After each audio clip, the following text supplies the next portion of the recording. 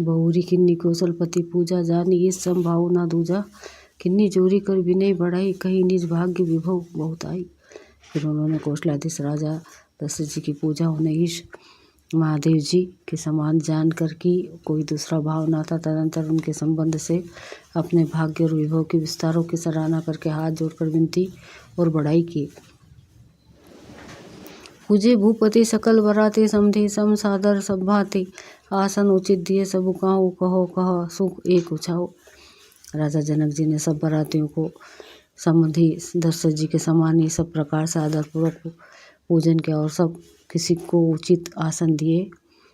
मैं एक मुख से उस उत्साह का क्या वर्णन करूं। सकल बरात जनक सन्मानी, दान मान विनती बरमानी। विधि हरि हरु दिशिपति, दिन राउ जे जान ही रघु प्रभाव। राजा जनक ने दान मान सम्मान विनय और उत्तम वाणी से सारी बारात को सम्मान किया। ब्रह्मा विष्णु शिव दिक्पाल और सूर्य जो श्री रघुनाथ जी का प्रभाव जानते हैं। कपट विप्र बर वेश बनाओ, कौतुक देखे अति सचु पाए। पूजे जनक देव समझाने, दिए स्वासन बिनु मह पहचाने। ये कपट से ब्राह्मणों को सुंदर वेश बनाए बहुत ही सुख पाते हुए सब लीला देख रहे थे। जनक जी ने उनको देवताओं के समान जानकर उनका पूजन किया और बिना पहचाने भी उन्हें सुंदर आसन दिए। छंद पहचान को के ही जान सभी आपा, सुधी भोरी भई आनंद कंदु बिलो की दुल्हो बुबई दिशी आनंदमयी। सूर लखे राम सुजान, पूजे मानसिक आसन दये। अलौकिक सुलभ स्वभाव, प्रभु को विभुत मन प्रमोदित भाई। कौन किसको जाने पहचाने, सबको अपनी ही सूझ भूली हुई है। आनंद कंदुले को देखकर दोनों और आनंदमय स्थिति हो रही। सुजान सर्वज्ञ श्री रामचंद्र जिन देवता को पहचान लिया और उनकी मानसिक पूजा करके उन्हें मानसिक आसन दिए। प्रभु का शील स्वभाव देखकर देवगण मन में बहुत आनंदित हुए। दो रामचंद्र मुख चंद्र छवि लोचन, चारु चकोर करत पान सादर। सकल प्रेमो प्रमोदु नाथोर। श्री रामचंद्र जी के मुख रूपी चंद्रमा की छवि को सभी के सुंदर रूपी चकोर आनंद पूर्वक पान कर रहे हैं। प्रेम और आनंद कम नहीं है अर्थात बहुत है। समऊ बिलो के वशिष्ठ बोलाए, सादर संतानंदु सुनिए। आए बेगी कुंवारी अब आनु जाई, जले मुदित मुनि आय सुपाई। सब समय देखकर वशिष्ठ जी सतानंद जी को आदर पूर्वक बुलाया। वे सुनकर आदर के साथ आए।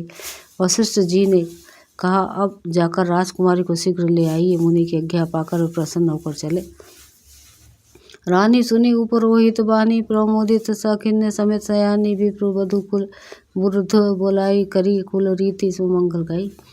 बुद्धिमती रानी पुरोहित की वाणी सुनकर सखियों समेत बड़ी प्रसन्न हुई। ब्राह्मणों की स्त्रियां और कुल की बूढ़ी स्त्रियों को बुलाकर उन्होंने कुल रीति करके अंदर मंगल गीत गाए। नारी वेश जे सुर बरम बामा, सकल सुभाए सुंदरी श्यामा। तिन ही देखी सुको पाओ ही, नारी बिनु पहचानी प्रणहु ते प्यारी। श्रेष्ठ देवंगना जो सुंदर मनुष्य स्त्रियों के वेश में है, सभी स्वभाव से ही सुंदरी और श्यामा 16 वर्ष की अवस्था वाली है। उनको देखकर रानी वास को सुख पाती है और बिना पहचान के ही वे सब को प्राणों से भी प्यारी हो रही हैं। बार बार सन्मान ही रानी उमा रमा, शरद समझानी। शीर समारी सा मुझे बनाए, मुदित मंडप पही चली लवाई।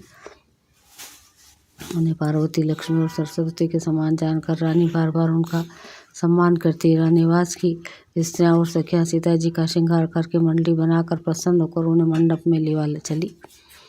छंद चली लियाए सीत ही सखी, संदर सजी सुमंगल भामिनी। नौ सप्त सजे सुंदरी, सब मत कुंजर गामिनी। कल गान सुनी मुनि ध्यान त्यागी ही, काम को किल लाज ही मंजी।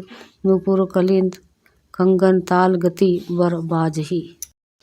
सुंदर मंगल का साज संस्कार रानीवास को स्त्रियां और सखियां आदर सहित सीता जी को लिवा चली। सभी सुंदरियां 16 श्रृंगार किए हुए मत वाले हाथियों की चाल से चलने वाली है। उनके मनोहर गान को सुनकर मुनि ध्यान छोड़ देते हैं और कामदेव की कोयल भी लजा जाती हैं। पायजब पेजनी और सुंदर कंकण ताल की गति पर बड़े सुंदर बज रहे हैं। दो सोहती बनती वृंद महु, सज सुहावनी सिय छवि लाल नागन मध्य। जनु सुषमाती कामनी। सजी सुंदरी सीता जी स्त्रियों के समूह में इस प्रकार शोभा पा रही मानो छवि रूपी लालनाओं के समूह के बीच साक्षात परम मनोहर शोभा रूपी स्त्री सुशोभित है। सी सुंदरता वर्णि ना जाई, लघुमती बहुत मनोहरताई, आवत दिखी बरतिन सीता, रूप रसी सब भांति पुनीता। सीता जी की सुंदरता का वर्णन नहीं हो सकता, क्योंकि बुद्धि बहुत छोटी है और मनोहरता बहुत बड़ी है। रूप की राशि और सब प्रकार से पवित्र सीता जी को बारातियों ने आते देखा। सभी मन ही मन किए प्रणाम, देखी राम भय पुरन काम, हर्षे दशरथ सुतन, समेता कहीं ना जाए और आनंद जीता। सभी ने उन्हें मन ही मन प्रणाम किया। श्री रामचंद्र जी को देखकर तो सभी पूर्ण काम कृत्य हो गए। राजा दशरथ जी पुत्रों सहित हर्षित हुए। उनके हृदय में जितना आनंद था वह कहा नहीं जा सकता। सूर प्रणाम करी बरी सही फूला, मुनि आशीष धुनि मंगल मूला, गान निशान कोलाहलु भरी प्रेम, प्रमोद मगन नर नारी। देवता प्रणाम करके फूल बरसा रहे हैं। मंगलों की मूल मुनियों के आशीर्वादों की ध्वनि हो रही है। गानों और नगाड़ों के शब्द से बड़ा शोर मच रहा है। सभी नर नारी प्रेम और आनंद में मगन है। यही विधि सिय मंडप ही आई, प्रमोदित शांति पढ़ाई मुनि राई, तेही अवसर कर विधि व्यवहारू, दूहु कुल गुरु सब किन्ना आचारू। इस प्रकार सीता जी मंडप में आई। मुनिराज बहुत ही आनंदित होकर शांति पाठ कर रहे हैं। उस अवसर की अब रीति व्यवहार और कुल चार दोनों कुल गुरुओं ने किए। चंद आचारू करे गुरु गौरी गणपति, मुदित विप्र पूजा वही, सूर प्रगति पूजा लेहि, देहि आशीष अति, सुख पावहि मधु पर्क, मंगल द्रव्य जो देहि, समय मुनि मन माहु चाहे, भरे कनक को पर कलश सो पर, सो तब लिए ही परिचायक रहे। कुलाचार करके गुरु जी प्रसन्न होकर गौरी जी गणेश जी और ब्राह्मणों की पूजा करा रहे हैं, अथवा ब्राह्मणों के द्वारा गौरी और गणेश की पूजा करवा रहे हैं। देवता प्रकट होकर पूजा ग्रहण करते हैं, आशीर्वाद देते रहते हैं तो सुख पा रहे हैं। मधुपकर आदि जिस किसी भी मांगलिक पदार्थ की मुनि जिस समय भी मन में चाह मात्र करते सेवक गण, उसी प्रकार सोने की परातों में और कलाशों में भरकर उन्हें पदार्थों को लिए तैयार रहते हैं। कुल रीति प्रीति समेत रवि कही, देत सबु सादर क्यों वही भांति देव पूजाए, सीत ही सुबक सिंहासन दियो, सिया राम आलोक आलोको नी, परस्पर प्रेम काहू न लखी परे, मन बुद्धि बरबानी अग्रोचर, प्रगट छवि कभी कैसे करे। स्वयं सूर्यदेव प्रेम सहित अपने कुल की सभी रीतियाँ बता रहे हैं और वे सब आदर पूर्वक की जा रही है। इस प्रकार देवताओं की पूजा करा के मुनियों ने सीता जी को सुंदर सिंहासन दिया। सीता जी और श्री राम जी का आपस में एक दूसरे को देखना तथा उनका परस्पर का प्रेम किसी को लख नहीं पड़ रहा है। जो बात श्रेष्ठ मन बुद्धि और वाणी से भी परे है, उसे कभी क्यों कर प्रकट करे। दो होम समय तनु धरि अनुलु, अति सुख आहुति लेहि, भी प्रवेश धरि वेद सब कही, विवाद विधि देहि। हवन के समय अग्निदेव शरीर धारण करके बड़े ही सुख से आहुति ग्रहण करते हैं और सारे वेद ब्राह्मण का वेश धरकर विवाह की विधियाँ बताए देते हैं। जनक पटमहि सी जग जानी, सिय मातु किमी जाई बखानी, सुजासु सुकृत सुख सुंदरताई, सब समेटी विधि रची बनाई। जनक जी ने जग द्विख्यात पटरानी और सीता जी की माता का बखान हो तो हो ही कैसे सकता है। सुयश सुकृत पुण्य सुख और सुंदरता सबको बटोर कर विधाता ने उन्हें संवार कर तैयार किया है। समाऊ जानी मुनि बरहन बोलाई, सुनत सुहासिनी सादर ले आई, जनक बाम दिशि सो नयना, हीम गिरी संग बनी जनु मयना। समय जानकर श्रेष्ठ मुनियों ने उनको बुलवाया। यह सुनते ही सुहागिनी स्त्रियाँ उन्हें आदरपूर्वक ले आई। सुनयना जी जनक जी की पटरानी जनक जी की बाई और ऐसी सो रही है मानो हिमाचल के साथ मैना जी शोभित हो।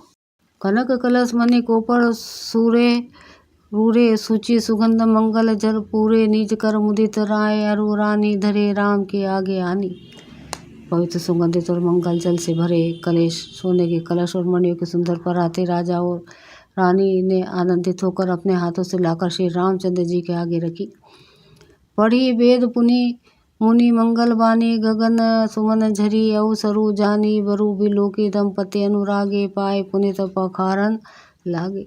मुनि मंगल वाणी से वेद पढ़ रहे हैं। सुअवसर जानकर आकाश से फूलों की झड़ी लग रही है। दूल्हा को देखकर राजा रानी प्रेम मग्न हो गए और उनके पवित्र चरणों को पखारने लगे। छंद लागे पखारन पय पंकज प्रेम तन पुलकावली नभ नागर नगर गान निशान जय धुनि उमगी जनु चहु दिशि चली जे पद सरोज मनोज हरि उर सर सदैव विराजहि जे सकृत सुमिरत विमलता मन सकल कली मल भाजहि। वे श्री राम जी के चरण कमलों को पखारने लगे। प्रेम से उनके शरीर में पुलकावली छा रही है। आकाश और नगर में होने वाली गान नगाड़े और जय जयकार की ध्वनि मानो चारों दिशाओं में उमड़ चली। जो चरण कमल कामदेव के शत्रु शिव जी के हृदय रूपी सरोवर में सदा ही विराजते हैं, जिनका एक बार भी स्मरण करने से मन में निर्मलता आ जाती है और कलयुग के सारे पाप भाग जाते हैं।